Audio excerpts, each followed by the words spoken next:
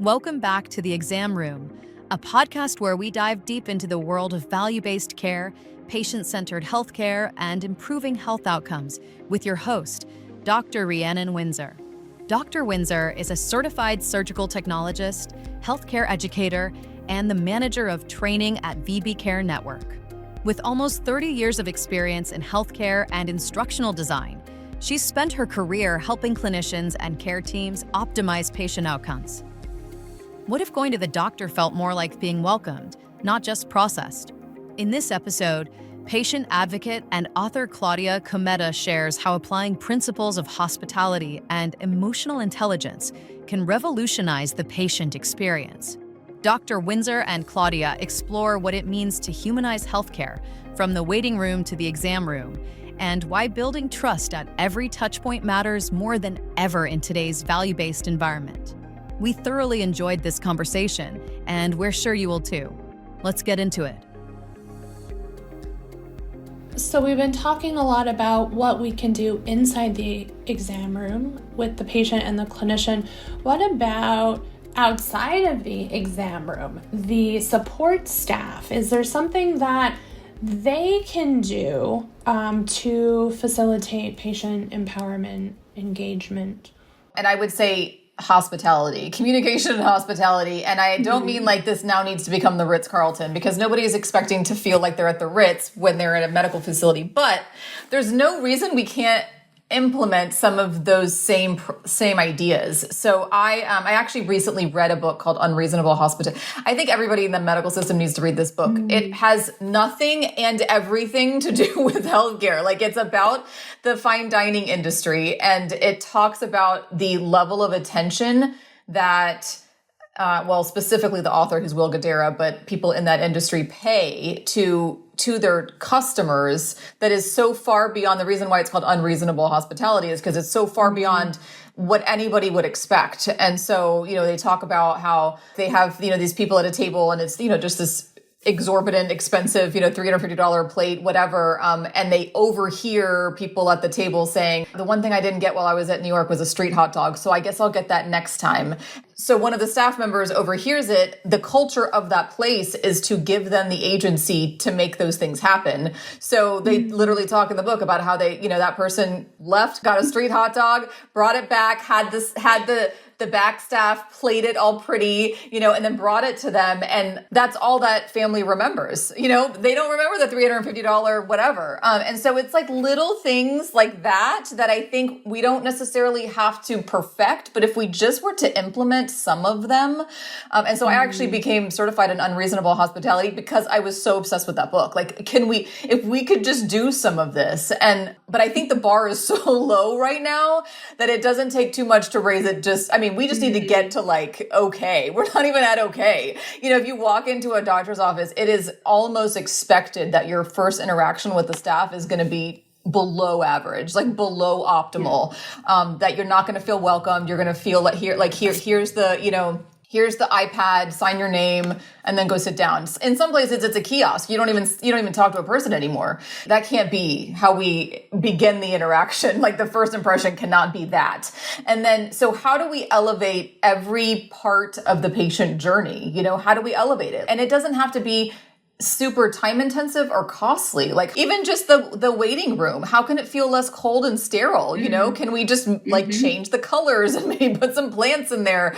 But if we just start with, how do we treat this person like a human who coming in here may feel like the heaviest part of their week? How can we lighten it? Can we just take a second to connect with them in a different way and make better eye contact and notice what they're saying, listen to conversations, start to be attentive to what's happening in people's lives.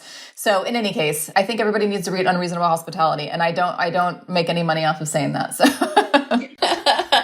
I think we need to do a better job of infusing healthcare with customer service. I can't think of a time, and I've been in a lot of doctors' offices, of where I really felt a warm welcome. The only thing I can think of is my dentist office. They are that way.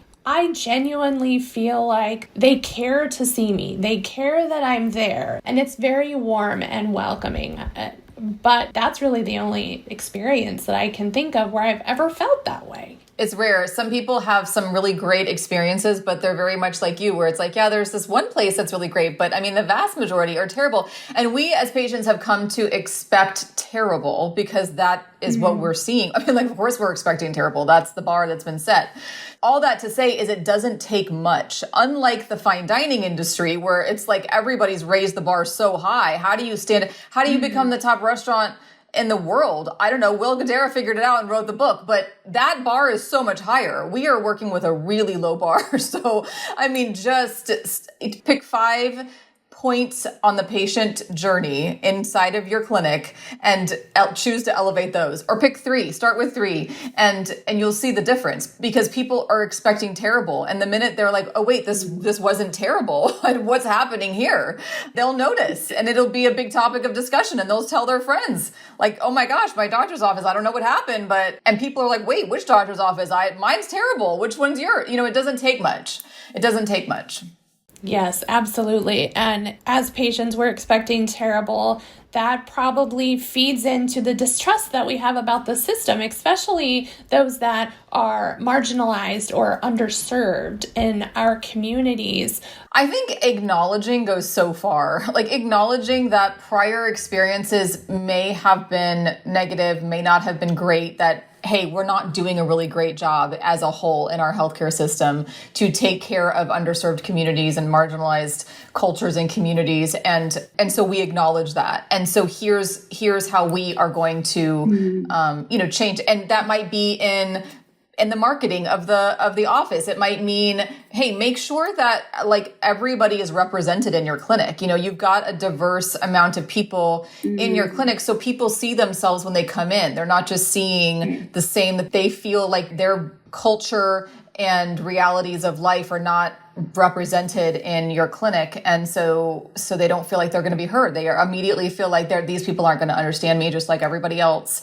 And so, how can you, in a gentle but really directed way, acknowledge that we haven't done a great job? It goes so far to just acknowledge that, like, we as a whole have not succeeded. And so, we're making small baby steps, but this clinic is committed. I can't speak for the entirety of the U.S. and the healthcare system, but I can tell you that this clinic is committed to changing that. And I don't think people really expect a ton more than that. I think just the fact that they understand, they've heard what people like me have been saying and the concerns that we've had, and they're going to do something about it. And that's, like I said, the bar on so many levels, including this, is also very low. And it doesn't take much other than just being a human. And like, yeah, we haven't done a great job. I'm so sorry about that.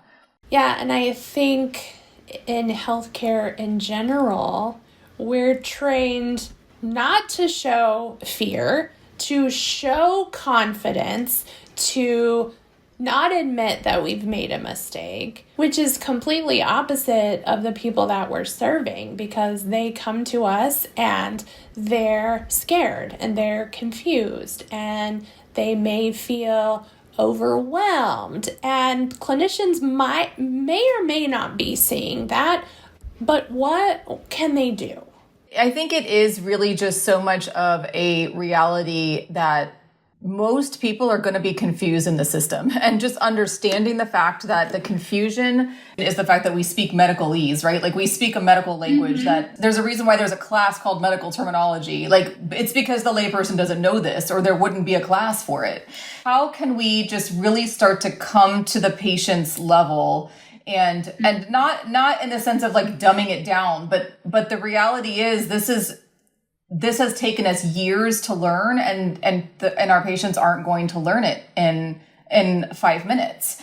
What my clients really tell me when they notice something good in a clinician's office is he really leaned in, and his eyes really got wider, and they're detailing all of the things that that went well in the office that doctor probably has no idea she even noticed, or that anybody cares. And but it's all being noticed, and it's all language. It's it's the words that we're using, but it's a body language, and I think that we can make such a big impact with such small things.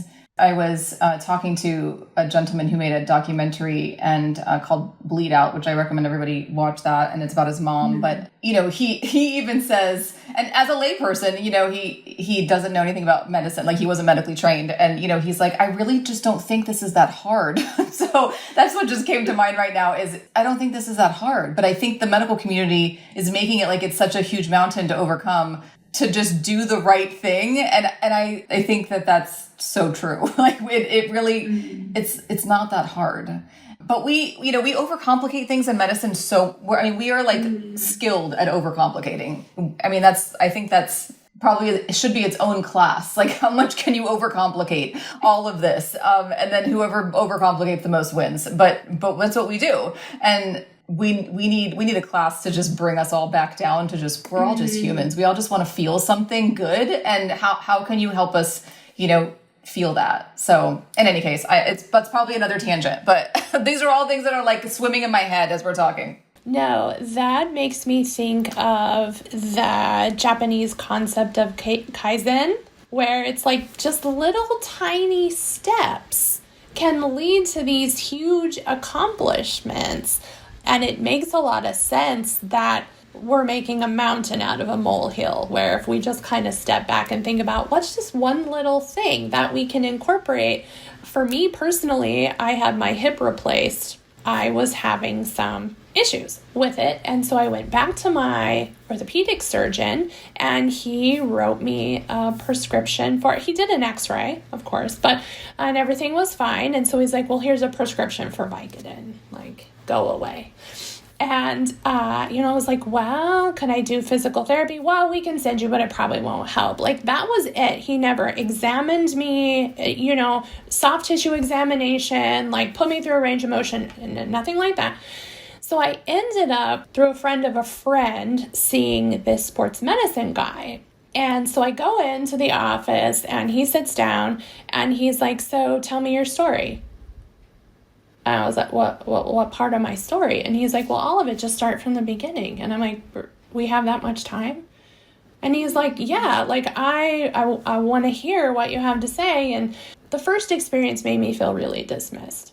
Like, really, they didn't care what was going on with me. But he really made me feel like I care about what's going on with you. And I want to get to the bottom of this with you, like a partnership. Maybe a lot of times patients feel like the physician is way up here and I'm way down here and I just have to accept or deal with whatever they say, and that's the only choice I have. The cultural and generational belief systems that have been downloaded to us by our unintentionally. I mean, I don't think any of our parents were trying to give us all of the wrong advice about how to interact with our medical teams, but that's what they knew, and so that's how we saw them interact. And most of us saw our parents and grandparents' generations doing exactly what you just said, which is, this is the all-knowing being. I didn't go to medical school. He or she is in the white coat. And beyond the fact that I don't feel like an expert in any way in this scenario, I also have been taught that asking any questions is talking back, is somehow disrespectful, is so you have all of these elements of play of these just limiting beliefs that aren't serving anybody, and they're at play in the way we approach our healthcare. And so I think younger generations are definitely changing that. And because they're changing that, it's forcing the medical system to change as well, because we don't see it that way anymore. And it doesn't have to go from that to now extreme disrespect. Like, now I'm just going to step all over everybody that's in my way. No, I think, as I talk about in the book, I think there is a happy, medium there, a happy compromise where we acknowledge that the physician is indeed very educated to the point, like, I mean, my husband's a physician. I watched the education. It's extreme. What they have to go through is extreme. There's no getting around that. It's lengthy. It's extreme. Most of us would want nothing to do with that. So, okay, yes, the amount of knowledge you have is impressive. It's abundant. And so I acknowledge that. And I also ask that you equally acknowledge the expert I am on my body. Like there's nobody who has been in this body, well, ever, but there's nobody who would have anywhere near the amount of information I have from an intuitive just understanding. So how do we marry those two? Like how can we get those two together and pave a path forward? But historically, that second piece just wasn't even at the table. So it's just, here's the objective data, here's the all-knowing, write the prescription, I go home and I take it. Thank you for joining us in the exam room, where we examine the vital signs of value-based care and diagnose what's shaping the future of healthcare. We hope this conversation was as insightful as your last checkup. A big thank you to our guests for sharing their expertise and prescribing actionable ideas. Stay tuned for more episodes as we probe the topics that matter most in value-based care. Until next time, take care, and thanks for listening to The Exam Room.